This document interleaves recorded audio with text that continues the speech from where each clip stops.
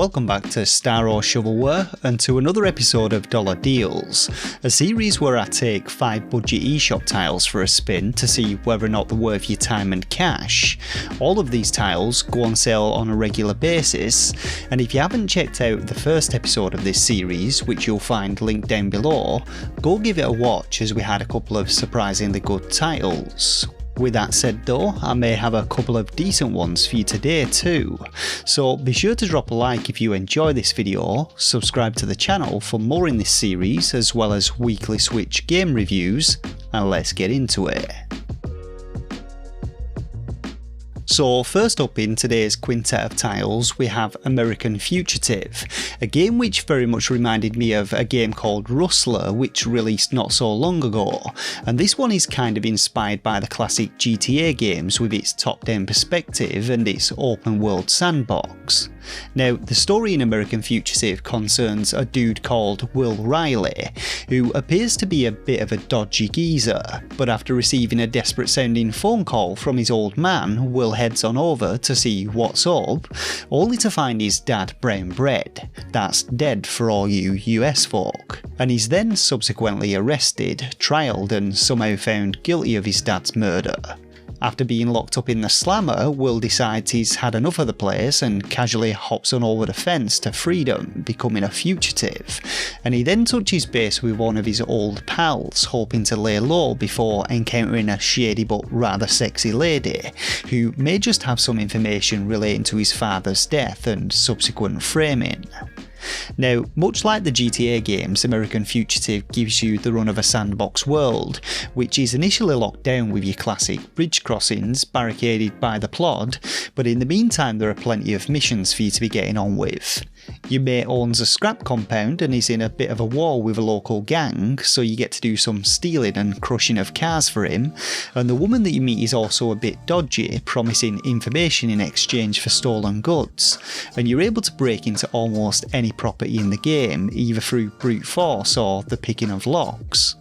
Like GTA though, the game has a wanted system which triggers when someone witnesses your wrongdoings, and of course this requires you to escape from the pursuing police forces, with you able to switch up your clothing and hide in bushes. But if you are up for a bit of a scrap, there are also plenty of weapons for you to use against them, and you can actually call in weapons and vehicles using your phone, which I thought was a pretty cool touch. Now, you also earn skill points for completing missions, which can be spent improving your health and stamina, persuasive skills or skill at arms, and these provide a decent progressional system.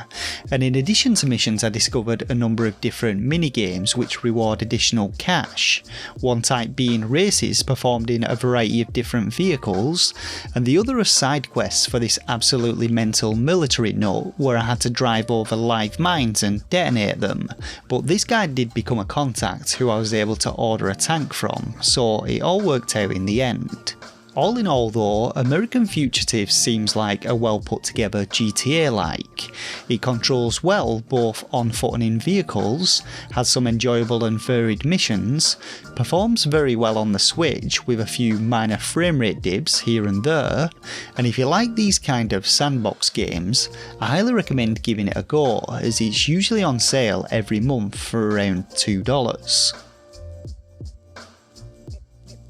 So our next game is one that was suggested by a couple of people in the comments of my first Dollar Deals episode, so if you have any suggestions for any other budget tiles you'd like to see me cover, be sure to comment down below with them.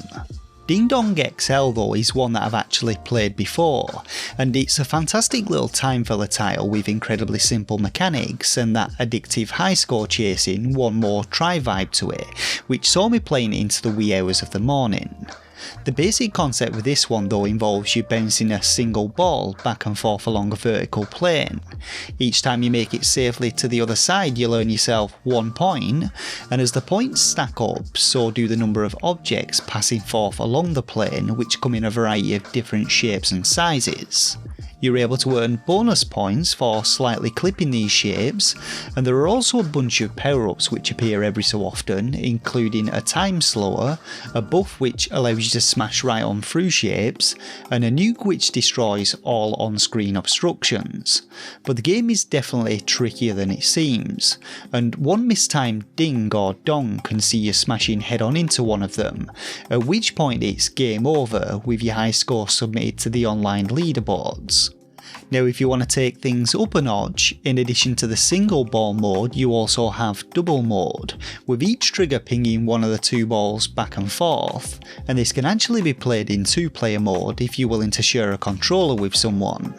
Where this mode also differs though is in the fact that occasionally the balls will split apart, moving back and forth across the screen, and it's actually surprising how challenging having to concentrate on pressing just 2 different buttons can be, especially when you've got to focus on 2 different travel paths. Finally, the game's third mode is called Infinite Mode, and this one kind of plays like a game of Frogger on steroids, as each press of the button switches your ball's direction of travel, with you having to make your way up the screen as far as you can whilst avoiding collisions with passing shapes and keeping yourself well ahead of the pursuing kill plane. If you're in the market though for an addictive high score chaser or a time filler game which you can play for 5 minutes at a time, I can't recommend this one enough. It's incredibly simple but devilishly challenging once you rack up enough points, and it's permanently on sale for under $1.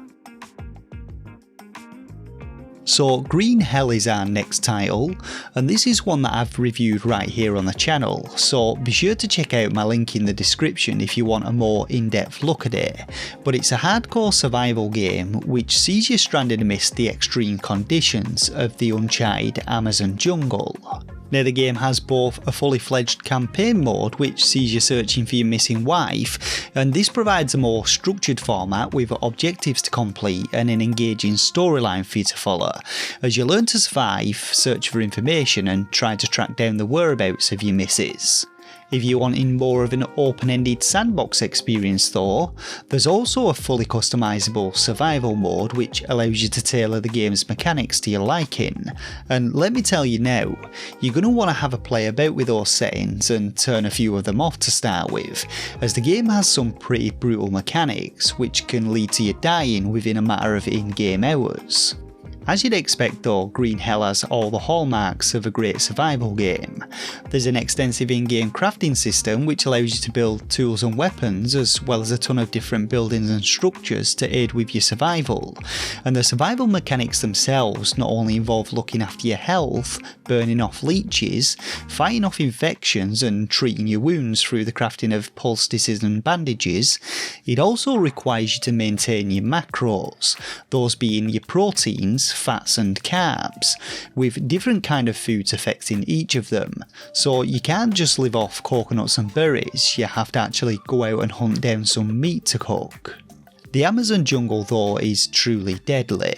It's full of things that are constantly trying to kill you, including snakes, pumas and jaguars, and there's also a local tribe who are not so friendly, and these creepy bastards will just appear out your camp one day and watch you from a distance, but once they get brave enough they'll try to hunt down and eat you, so you really need to have some weapons at the ready to defend yourself. So far as survival games on the Switch go, this is definitely up there amongst the best of them, and while it does have some issues when it comes to the performance and in-game interface when managing your inventory or crafting, I'm constantly surprised to see the game going on sale every couple of months for only a couple of dollars, and if you're into your survival games, this is one that you're not going to want to miss. Our penultimate game today then is going to be Hungry Shark World, and this is my wild card for the episode as I saw it on sale on the eShop and thought the thumbnail looked a bit like a shitty Pixar movie, but it goes on sale every month for a couple of dollars. Now this one is actually developed and published by an offshoot of Ubisoft, and it's a mobile port, so expect to find progression locked behind different objectives and a ton of different things to unlock. but thankfully there's no sign of in-app purchases and the unlocks seem reasonably priced. Getting into the gameplay though, Hungry Shark World kind of plays like a mixture of Echo the Dolphin and Maneater, and it's essentially an arcade style game with some minor RPG elements in which you get to explore 4 different locations as a variety of man-eating sharks. Each run though sees you first selecting your shark, playing dress up with it, adorning it with a variety of different cosmetic items which provide small boosts to different stats, and then plopping down into the ocean for a spot of exploring. And throughout these expeditions, your life continually drains, so it's kind of like a survival game where you need to continually eat fish and other creatures, including humans, to keep your health topped off for as long as you can. Now each shark comes with its own set of missions which reward both XP and gold. The former unlocks new cosmetic items, missions and sharks, while the latter is used to actually purchase said cosmetics. The missions themselves range from consuming a specific number of a particular creature, hunting down fossils, treasure chests and other collectibles, and for some of the key missions you'll actually encounter boss fights, like this one where I had to battle and rip apart these dolphins to rescue my shark buddy. The controls though are incredibly simple. Move with the analog, boost with the right trigger, swim into fish to automatically consume them, and use your left trigger to latch onto and consume larger enemies. But there are of course bigger fish in the sea, so you need to pick your fights wisely. Each shark comes with its own stats, including health, speed and attack power, and each level is split down into separate areas, with larger sharks required to break bone barriers. And this is where your progression blocks come in, so expect to be playing the same levels repeatedly. All in all though, it doesn't actually seem like a bad little arcade game. I could potentially see it becoming a little repetitive depending on how varied the missions get as you progress further into it, but it's well suited as a casual time filler game, and you can even turn off the blood settings in the options if you're looking to make it a little more child friendly. So for the final game in today's roundup, we're going for a bit of shmup action, specifically that of Stellar Interface, a game which is regularly priced at $2 and one which offers a roguelike experience with waves of randomly generated enemies for you to blast through, a bunch of specialised ships to select from, and a ton of different weapons to mix and match with. Now the game features 2 different modes, and the first we're going to be taking a look at is the standard roguelike mode, which sees you working your way from node to node, with levels increasing in difficulty the further you work away from your starting point. Firstly though, you have to select a ship, and you start with 3 of these, but new ones are unlocked by beating factory levels, which we'll get onto shortly. Each ship comes with its own health, mobility and special ability, as well as a fixed number of weapon positions for you to populate with machine guns, shotguns, lasers, missiles and torpedoes, and you're able to actually mix and match these, but each weapon reserves a portion of your ship's power supply, so you can't just equip the most powerful weapons right from the get-go. Now getting into the map screen, each node has a chance of you encountering one of 4 different events. The first being standard levels, which feature randomly generated enemies and which you have to survive through, killing enemies to speed up the completion of the level. After completing the levels though, you'll get to pick from a random selection of perks which include health and damage upgrades, drones, additional secondary weapons and a bunch of other cool stuff. The next type of encounter are merchants, who stock a new selection of weapons for you to swap out with. Then there are the aforementioned factories which house new ship types, and I believe you have to destroy a specific number of them to actually unlock the ship, but I haven't actually managed to do this myself yet. Finally, we have the boss battles, and I've only actually got far enough to encounter one of the game's bosses, but he was pretty tough, and I believe there are a total of 8 in the game for you to beat. The roguelike mode is pretty cool though. It has a lot of replayability with you unlocking new ships and weapons as you play, and there's a good amount of variety to the enemies that you meet. But I will say that you are at the whim of RNGs with this one, and depending on your luck you can encounter some really tough enemy sets which will literally annihilate you if you don't have enough firepower.